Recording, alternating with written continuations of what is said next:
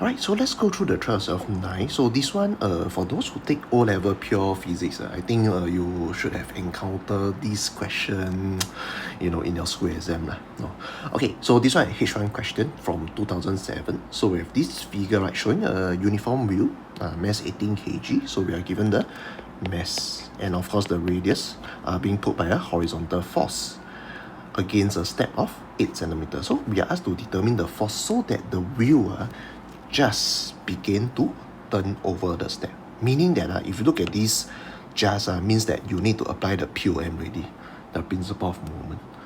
So in order to rotate the wheel over the step, you must make sure that the clockwise movement, because this is because you look at this, right, there's a pivot right here.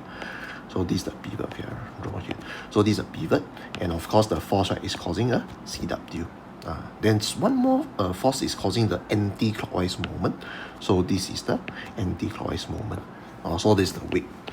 So meaning that in order to turn the wheel over the step, the clockwise movement must be more than your anti-clockwise movement. Since they say just, right, so I can just set it to more or equal. Meaning that what is the minimum clockwise moment I must have, right, such that I can actually be equal to the anti-clockwise movement. So this one I just make it CW is equal to anti-clockwise movement due to the fact that they say just lah. Okay, so now let's determine our what's it called, the clockwise moment first. Okay, so clockwise moment is the F, right? So we must determine the pivot. So the pivot is right here. So meaning that from here, the perpendicular distance, right, is from the force to the pivot. So it's from here all the way to here. But of course, if you can't really see, you can also use from this point. So this point to this point.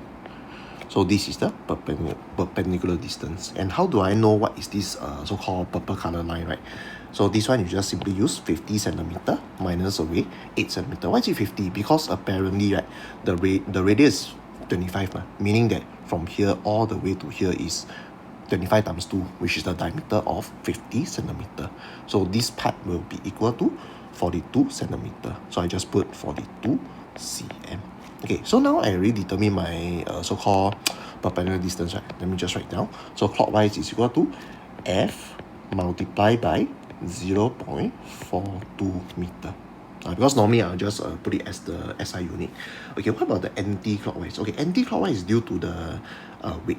So the weight, of course, is a bit more hard. It's harder.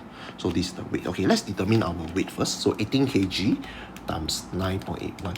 Because remember, right, W is equal to mg. So m is 18, the g is 9.81.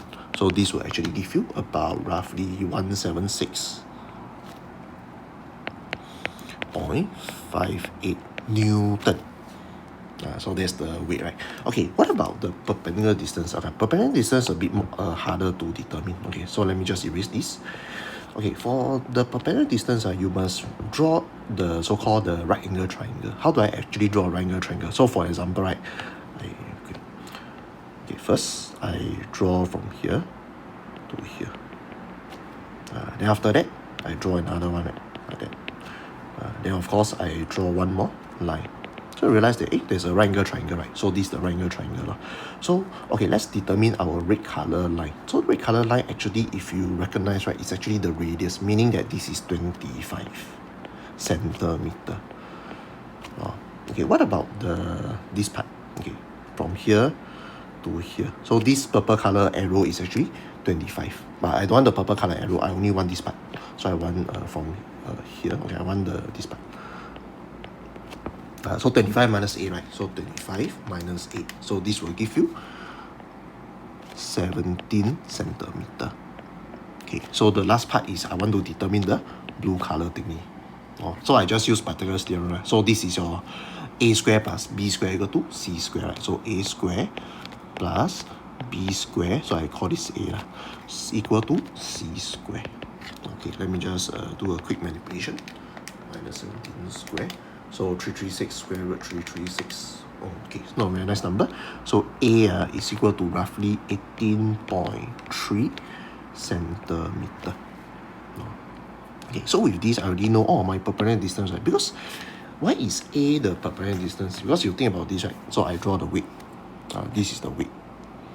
So from the weight, right, to the pivot, which is right here, is this distance. So this is the perpendicular distance. So that is how I actually determine the perpendicular distance. So now let me just write down the anti-clockwise moment. So anti-clockwise moment is weight, which is 176.58 multiplied by 18.3, but convert to your meter, 0.183 meter. So you just determine what's your F. So F is equal to, let's do the calculation, 176.58 times 0.183 divided by 0.42. So your F is 76.938, etc. Round off to 3SF, 76.9 Newton. So that is how we solve this question.